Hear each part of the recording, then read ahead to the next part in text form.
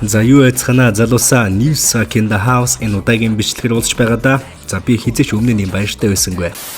Та хэдэр минь сонин сайхан юу байна өвлийн амралт дууслаа. Нэргэд бүгдээ ажилдаа орцгоё. Зах зээлдээ анхаарлаа хандуулж эхэлцгээе. За бичлэгийн эхлэлд нэг зүйлийг зарим нэгэн хүмүүстэй хандаж хэлэхэд за миний хувьд бол 2019 оноос хойш Монголын хипхопын холбогдлолтой контентийг YouTube дээр хийж байгаа. Харин Монголын хипхопын зах зээлийн тоо мэдээллээ сүүлийн 5 жилийн хугацаанд тасралтгүй хийж байна. За миний хувьд бол хин нэгэн рэпер, хин нэгэн уран бүтээлчийн нэр төрд халдах гэсэн зорилго бол огт байхгүй. Харин эсвэргээрээ уран бүтээлч рэперүүдээ хэрэгтэй үед нь чадхаараа пүүшгэж сонсогчд болон рэперүүдийг илүү ойртуулах нь бол миний YouTube сувгийн зорилго байгаа. Сүүлийн үед бол энэ 7 хоногийн зах зээлийн мэдээллийг зөвхөн хов жив ярьдаг ийм контент гэж бас харах хүмүүс айгүй олон болсон байлээ. За энэ бол үгүймаа залуусаа дэлхийн нийтээр л шар мэдээний иймэрхүү entertainment бол зөрөндөл байдаг. За тухайлбал Америкийн хипхопоос авч үзэх юм бол бид нэр TMZ, World Star, Rap TV гэх мэт хипхоп сувгуудыг бол дурдж болж байна. За тийм учраас энэ контентийг хов жив биш зөвхөн entertainment талаас хүлээж аваарай гэж бас хүсэх байна. За ингээд миний хэлэх үг дуслаа. Өнөөдрийн бичлэгний хамгийн эхний сэдвт орцгоё. За эхний сэдв бол дуучин Гантогоо болон рэпер Limit King нартай холбогдож байгаа. За 1 сарын 18-нд дуучин Гантогоо өөрийнхөө Facebook дээр нэг иймэрхүү нийтлэг бичсэн байна. Мансууруулах бодис болон архитан согтууралтыг сурталчилсан олон нийтийн сүлжээгээр хил амаар доромжлох, занал хийлэх,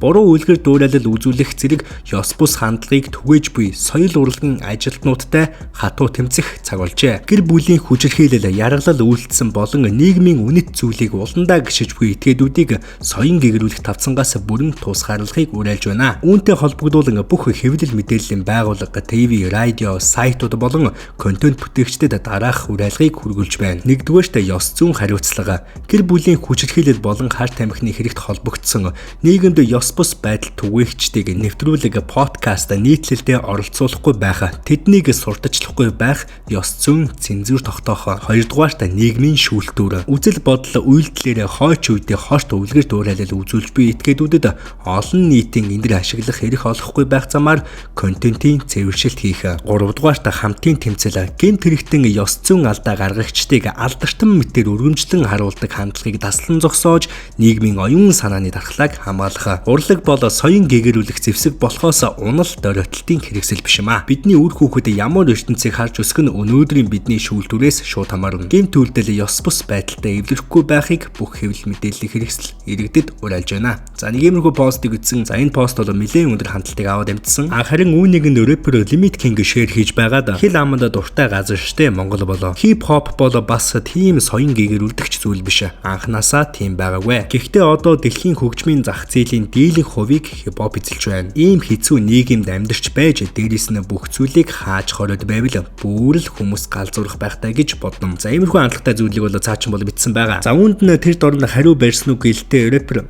За үүнд нь рэпер Гантогоо гэж. За үүнд нь бол тэр дорн хариу барьсан үг гэлтэй дуучин Гантогоо нийтлэлийнхаа комент хэсэгт зарим нэг нууцлаг хүмүүс намайг коммунист хэмээн доромжилж байх юм хэхээ. Хариуцлага ярихаар коммунист гэж цодолдог нь ерөөсөө өөрсдийнхөө ёс зүйн байдлыг хаацаалах гэсэн мэдлэггүй, мэдрэмжгүй, ухамсаргүй нөхөд байх нь олон таа. Ардчлал гэдэг нь дураараа дургиж бусдад хор хохирол учруулахын нэр биш.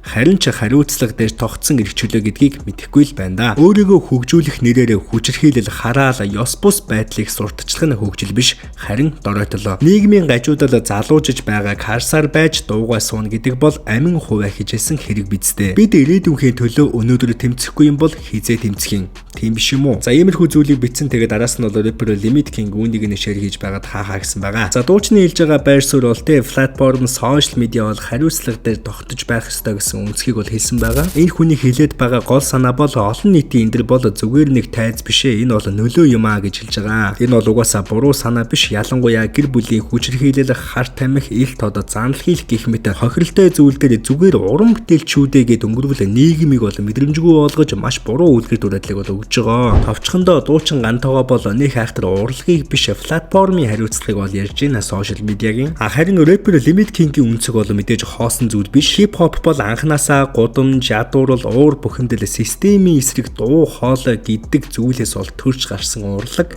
Тийм ч болохоор зөв үйлдэл дуурайлал байдал үзүүлдэг цэвэрхэн урлаг байх бол ерөөсөө албагүй. Харин мэдээж түүний яриад байгаа зүйл бол бүх зүйлийг хаана хорно гэдэг ерөөсөө шийдэл биш юм аа. За нэг иймэрхүү бол гол санаа хэлж байгаа. За хоёр уран бүтээлчнэр маань бол өөрсдийнхөө байр суурийг илэрхийлсэн байна. За мэдээж бол аль альнийх нь байр суурь бол өөрсдийнхөө зөв. За миний бодлоор бол угаасаа хип хоп урлаг гэдэг зүйл бол бодит амьдралыг харуулж болно. Харин тэр сошиал медиа гэдэг зүйл тэр бохир бодит байдлыг гоё болгож ерөөсөө алдаршуулах ёсгүй. Нийгэмдээ хэтэрхий их цензуур тавиад байвал цензуур гэдэг зүйл нь хэтэрхэн бол дуу хоолой боогдож эхэлнэ. За бүр огт шүүлтүр байхгүй бол ёс зүйгүй хүмүүс од болоод эхэлнэ энэ нийгэмд. За мэдээж энэ хоёр зүйлийн баланс тэнцвэрийг нь олохын тулд хүнийг ерөөсөө сохроор шүтээд хэрэггүй. Түрүүний яриадсан гэмт үйлдэлүүдийг бол хэвийн мэт ерөөсөө харагдуулахгүй байх. Энэ зүйлийг бол айгүй хариуцлагатайгаар олон нийтэд түгээн дэлгэрүүлж байх юм бол за энэ хоёр зүйлийн бол баланс нь олдно гэж бодож байна. За энэ сэдв надад маш чухал санагдсан учраас айгүй удаан ярьчихлаа. Үзэгч та бүхний хувьд яг энэ сэдв дээр юу гэж бодож байна? Комент хэсэгтээ сэтгэлдээ бичээрэй.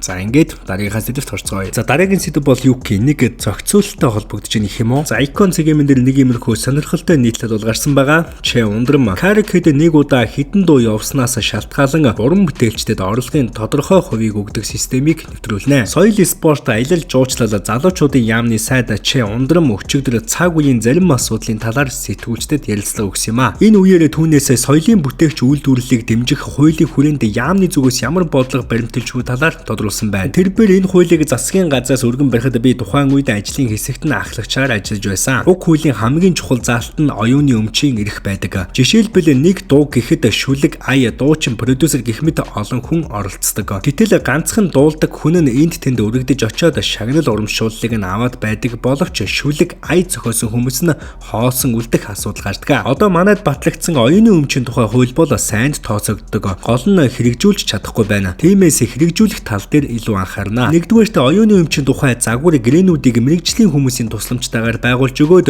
энэ гэрээний дагуу уран бүтээлчд маань хэрэгжүүлээд явна. Хоёрдугаарт тухайн дууг хэдэн удаан ашигласныг нь тоолдог систем бий. Үүнийг манайд хэрэгжүүлэх шаардлагатай байна. Тухайлбал Каракэд энэ дуу хэдэн удаа явуулснаас шалтгаалan орлогын тодорхой хувийг уран бүтээлчдэд өгөөд хийсэн гэрээнийхээ дагуу бусад хүмүүст ашгаа хуваадаг системийг нутагшуулна гэв. За нэг иймэрхүү нийтлэл гарсан. Тэгэд энэ нийтлэлийн комент хэсэг дээр энэ хүнд өөр хийх ажил алга арай л арчаагүй байна соёлын сайдгаа. За ихэвчлэн бол энэ хуулийн төслийг нь бол буруу шаасан хүмүүс бол айгүй олон байсан. Харин энэ хуулийн төслийг нь бол уран бүтээлчдийн хувьд айгүй их дэмжиж ирсэн. Тухайлх юм бол гитарчин Өөжгийнх, за тэгээд Гайс хамтлаг өөрсдийнхөө пэйж дээр уран бүтээлч бидэнд маш хэрэгтэй олон жил ярьж байгаа ч бодит ажил хэрэг болгож чадахгүй байгаа. Энэ асуудлыг шийдэж чадваасаа уран бүтээлч бид маш их талархах болно. За эдгээр хүмүүсээс гадна зарим нэгэн рэперүүд хүртэлтэй энэ хуулийн төслийг нь айгүй их дэмжиж байгаагаа бол өөрсдийнхөө сошиалоор дамжуулан илэрхийлсэн. За миний хувьд ч гэсэн энэ оюуны өмчийн эрхийн талаар асуудлыг бол дэмжсэн байр суурьтай байгаа. За тэр дунд Каракэд явлаа гэд үйлчлүүлэгч иргэн та ерөөсөө мөнгө төлнө гэсэн үг биш. Тэр Каракэдийг хариуцсан ажилуулж байгаа хүмүүс бол мөнгийг төлөх учиртай. Угаасаа энэ асуудал ч гэлтгүй яг одоо цагт бол жилээс жилд Монголд бол хууль айгүй чанга болж байгаа. За тийм учраас оюуны өмчийн хуулийн дээрээ хүртэл ингэж чанга хатуу байх нь бол айгүй зүг гэж бодож байна. За ингээд дараагийнхаа сэдвт орцгоё. Өнөөдрийн бичлэгний дараагийн сэдв хамгийн амттай мэдээ.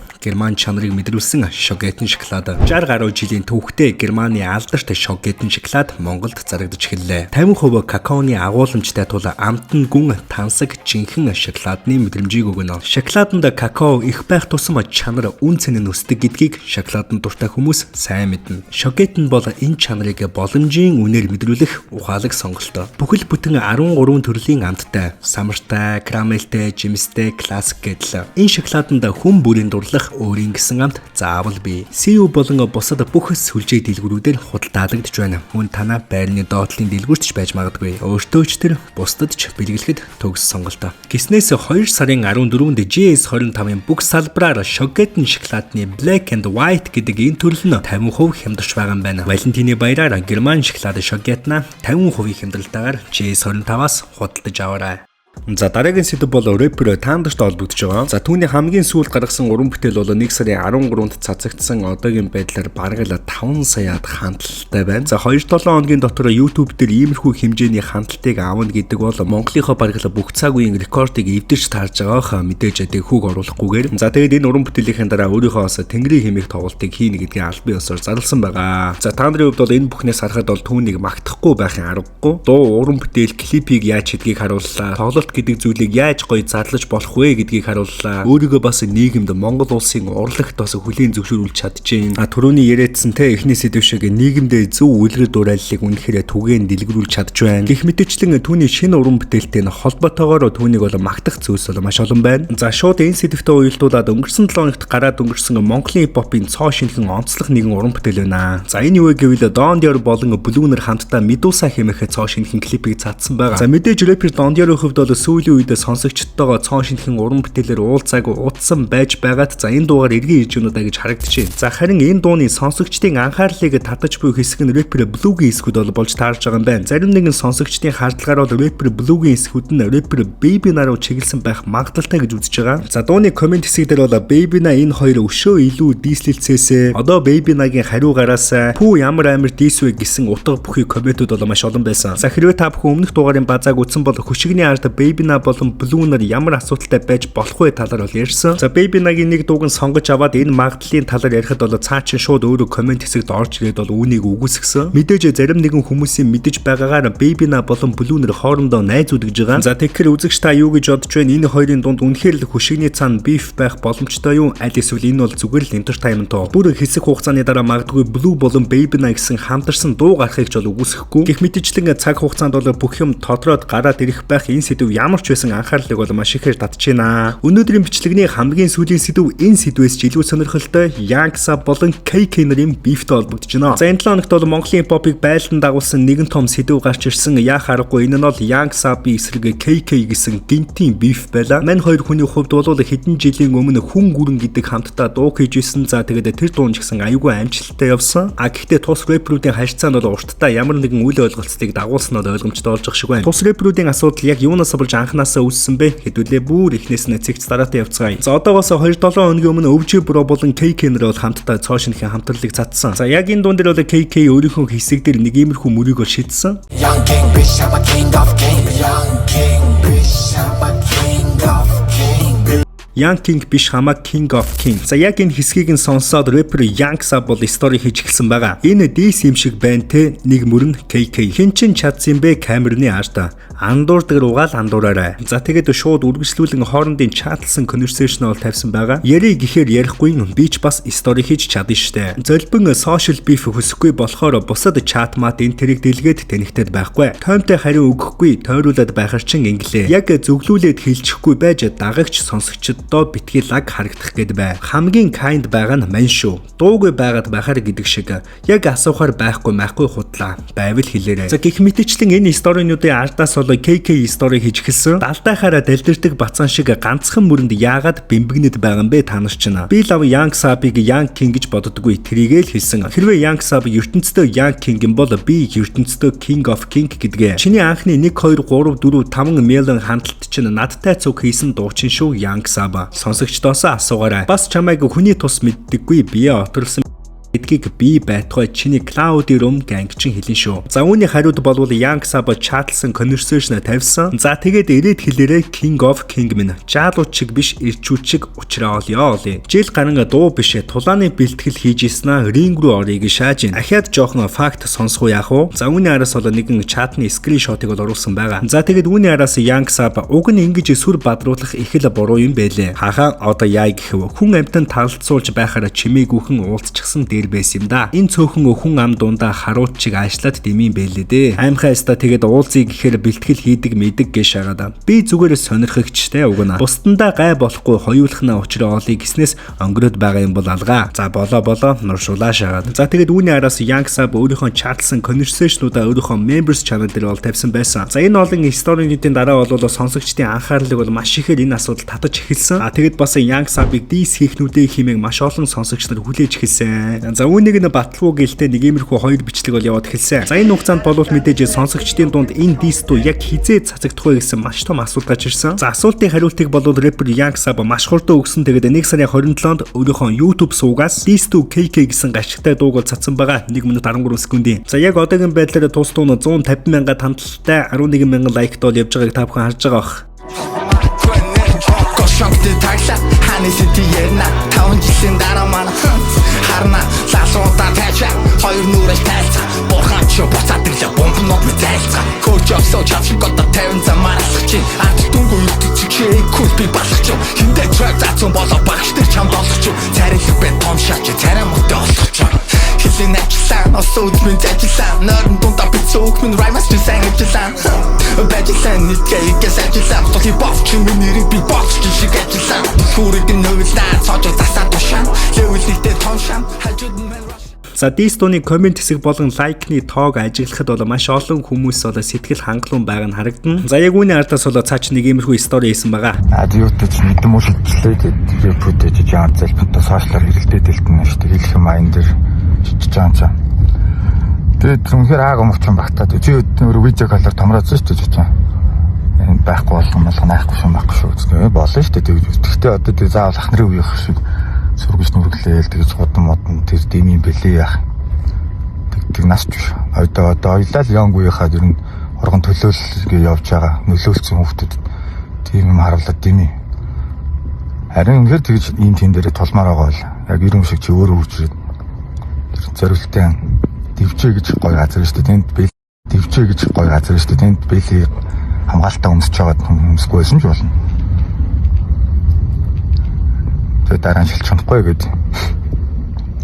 Тэгж одоо тийм цөөхөн хүн амттай энэ устдаад хитэн дундын настай л тэгэхээр хоёр үстэ маргаснаас олоод бусдын талаа зүгээр асуудал байгаа бол дотор хааг өмч үнээр багтаж ядаад байгаа бол окей л дээ. Тэр гэж болно гэсэн шүү дээ. Би бол үдчих чадна, дийлч чадна, дийлдэж чадна. Шаалгуулсан ч би босч ирээд гар өрөөд. Чадна. Тэгээд одоо юм яриад байт. Тэмүүшиж чам.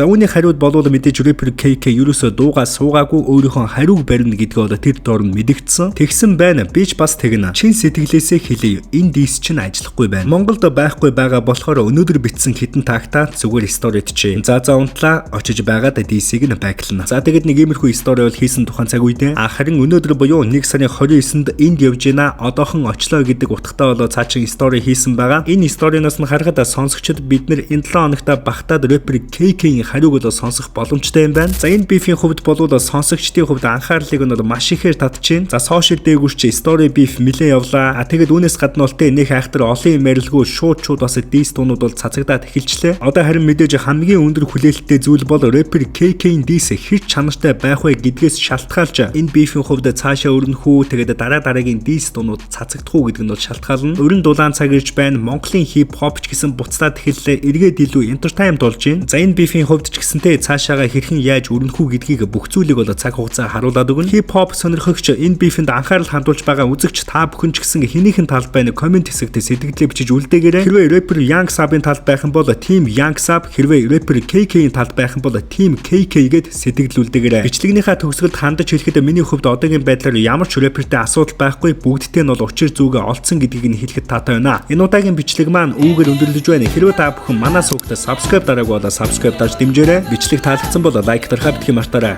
Сакаут түрээштэй үзэгчтэй.